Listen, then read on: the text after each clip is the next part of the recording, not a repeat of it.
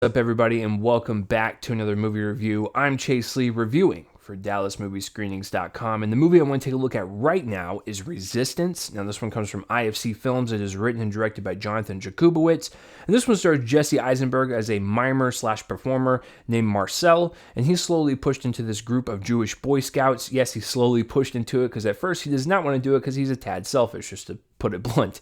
But he joins this group, and he slowly starts to get really into it and saving the lives of these orphans, because this whole idea of this group of people is to save these orphans throughout World War II, because their parents have either been shot or arrested by Nazi soldiers. So they end up joining like the French Resistance, and they're just protecting these kids at all costs. And they end up saving 10,000 orphans during World War II, which is insane. That's awesome. But yeah, their whole tale of this entire story is just of survival. When they first captured the orphans in northern France, the Nazis are just now entering north of France, and so they're moving south. So they gotta take the kids, and they gotta move south, and they gotta stay ahead of the Nazi soldiers so they don't get caught. And they're stopped a couple times in the movie at various train stops and all that, and it's just really frightening to watch. But yeah, it is a tale of survival, good versus evil, World War II based on real life events. That is what we're dealing with here. So going into this, I actually had no idea this was on the movie calendar for this year, and that's my dumb self's fault. Usually I keep track of like the trades and stuff that drops on YouTube and stuff, and I guess this is just one of the trailers that slipped by me because I had no idea this was a thing. But I'm a history buff. I like anything that has to do with any wars, and I like watching new movies based on these real life events, because it could focus on a different person or a corner of time or a city or whatever, and I just like seeing different perspectives on these events, especially with like real life people or places that these movies are based off of.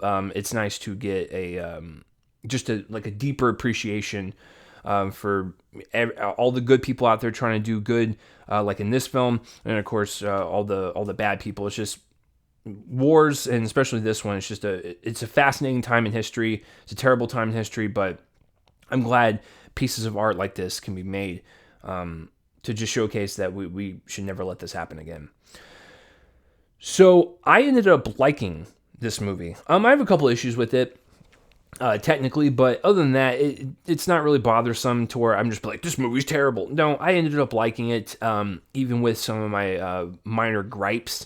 But let's start with writer and director Jonathan Jakubowicz, and I'm hoping I'm pronouncing that correctly. I gotta use my phone for some of these names, and I deeply apologize, but I'm trying. But if you'd like to blast me in the comments, you can do so. So, in terms of just a tale of survival and really kind of feeling this urgency around this film of these characters trying to find safety at all, corner streets and, little houses and stuff, like it's really exciting filmmaking, and it really kind of keeps you on the edge of your seat. You want these people to be safe, and you want them to end up winning in the end. And I think Jakubowicz really just makes you feel like you're out of breath the entire time, and just there's this fast-paced energy that just never stops. As soon as the movie starts, we get introduced to our characters, and then we're off to the races. And so, in terms of just crafting a solid story about survival, I think he did a pretty good job with that. And he also had a challenging job of balancing tones, because Jesse Eisenberg is a mimer, he's a performer, and there's a lot of lighter scenes with him and the kids, really kind of just cheering them up and making sure that he takes their mind off of everything that's happening around them.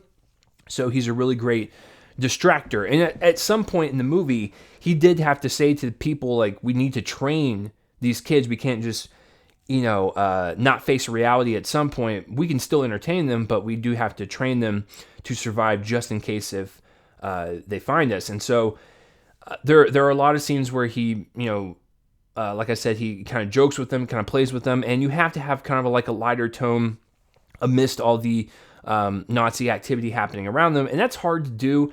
I didn't find it to be a tonal shift that was like jarring or whatever. It was just like, it was very brief. It wasn't like pounding in, these like performance scenes or whatever. It was just like there was a couple here every now and then, and I thought there was a really nice lightness to the overall film in terms of how these characters were thinking. Like, because Marcel's whole point of view is that these are kids. Yes, we need to train them, but we have to distract them. And his best way of doing that is to entertain them. He also does it with some of the adults as well when they're panicking or freaking out, or when something bad happened in front of them. He comforts them. He is the light that they kind of need in these dark times. And so it's really kind of hard to balance all that, because then there would be some scenes where you would shift over, and then you have the Nazi soldier played by Matthias Schweighöfer.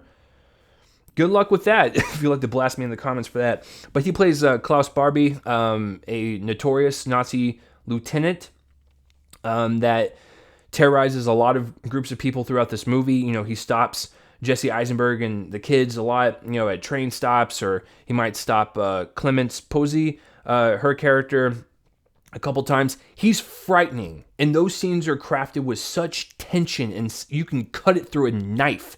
That's how tense those scenes are. And the terror that man exudes from his eyes, and just the way he walks towards people and stares at them, it is absolutely frightening to watch. And so you'll have scenes like that are absolutely just making your eyes pop out of your skull, because you're terrified about what's happening to the characters, or how Klaus is delivering his lines to these characters. And then you'll have the flip side, where there's a couple scenes where Jesse Eisenberg tries to lighten the mood and tries to be as strong as he can for all the adults around him, all the kids around him, and he really does transform as a character, given the fact that he is a little selfish at the beginning. He learns to care about other people's needs before his own, and making sure that they are smiling through all of this. So it's not an easy job to balance back and forth between those tones, but I think he did a pretty good job. Speaking of the selfish thing, though, that is one of my gripes. I do think this movie is a little too on the nose sometimes. Like at the very beginning, literal dialogue of saying, like, I'm a selfish person, I don't work well with kids. Well, obviously we know where this is going. There's just a couple of moments like that at the beginning where I feel like it's a rushed setup. It feels like they're just trying to like cram everything as much as they can in the first like 10 minutes to establish everything. But it does come across like that, where it's just on the nose, just trying to like set up characters and situations as fast as possible. And then once we actually get to him meeting the orphans for the first time, definitely the film slows down a little bit, lets it breathe, and lets you get involved into this environment, into these characters. But I did feel at the very beginning it was a bit rushed, too on the nose. But once again, that's not really anything that's so bad you can't just watch it. But it's just something I wanted to point out. Before I get to the performances, the production design and the costuming are great, really capturing the era of the 40s, the European style and environment during that time period. I thought it was all authentic and it all looked really great. There was one time at the very end with a snowy set piece that looked like a set piece, and it looked like there was green screen. Maybe I'm wrong, and maybe they just found a pocket of this forest that was like, just the way it looked, but it looked a tad fake. Other than that, everything else looked authentic and really kind of put you into the mindset of these people and what they were going through. The performances, oh great. I have no issue really with them, except for one. I'll get to that in just a second.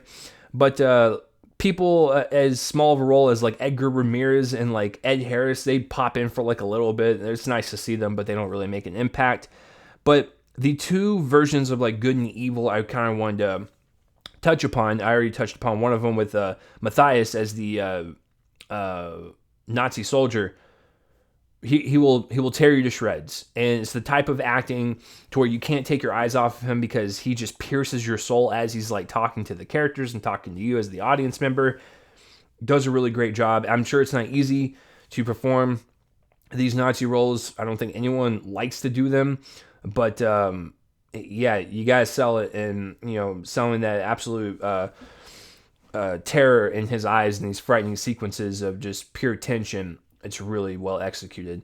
Clemence Posey is really great in this. She is kind of like the mother of the group of the orphans, and she slowly starts to have like a relationship with like Jesse Eisenberg's character. She witnesses some horrific things, but she has Jesse Eisenberg to kind of prop her up, and like she, is stronger than ever, and she's just fighting for her life, and you can see that fight in her, and it's just a really good character, and she does a really great job delivering all those scenes. Bella Ramsay is the main orphan that we kind of follow, because we start with her at the beginning of the film. She's good. It's not really about the orphans. It's about the people taking care of them. The orphans are good and all, and she's the main one, but not really focusing on them per se. I'm going to pronounce this wrong. Giza Roig. This is the second time I've mispronounced this man's name. And I apologize, because he was in the film To Dust, which was one of my favorites of last year. I absolutely adore that film, and he was the main character in that. But in this one, he plays a side character, and he's really powerful, and he really just makes an impression in the short amount of scenes that he's in. I love that guy. Okay, so let's talk about Jesse Eisenberg. So at the beginning, when I said that the story and the characters and the setup felt a bit rushed, and the dialogue was a bit on the nose, Jesse Eisenberg was also working out the kinks for his accent. I'm just going to be straight with you guys. He was working out the kinks, because at first I was like, oh no. Oh freaking no. Like it doesn't sound good. It keeps going in and out. It's not consistent. It's not a good accent. I'm just like, please, just drop that or work on it or something. And you know what? After the first 10 or 15 minutes, I didn't notice it anymore. And I actually thought that it was more consistent as the movie went on, and his character got a little bit better. So for me, it was better to follow his character when I realized that his arc was, progressing as it was. His accent was, kind of clicking a little bit more than in the beginning. I was like, okay, now I can finally enjoy this character and enjoy this story and his journey. And I ended up liking him towards the end. I really did. There was a couple scenes that kind of got to me with just the, maybe the glossiness in the eye, or him shedding a tear, because he wasn't really emotional per se. Like there was a couple times where he broke down, but since he was supposed to be the strong one for the group, he rarely broke down. And that was what he did. He always hid his emotions in him. It's kind of the artist mentality, by the way, but yeah, and so I ended up liking him towards the end. But his accent, a bit rough in the beginning, and definitely was a work in progress. So overall, guys, it was actually a pretty good movie. Yeah, I have some issues with it. I mentioned the one of the sets looking fake, the Jesse's accent kind of going in and out, and then some of the dialogue in the beginning being a little too on the nose and a little too rushed. And so I'm going to knock my grade down a half grade, but I'm still going to go with a B- for Resistance. So if you're stuck at home and you want to find something to watch, I know this is on VOD right now, so go check it out if this is something that is right up your alley. So that'll do it for this review, guys. I'm Chase Lee, reviewing for DallasMovieScreenings.com. Please like this video, subscribe to my YouTube channel, subscribe to my podcast feed, Reel Me In. There's a lot of great content over there as well. And then that will do it for this review, guys. I'm Chase Lee, and tune in next time for whatever I review next. I will see you guys later.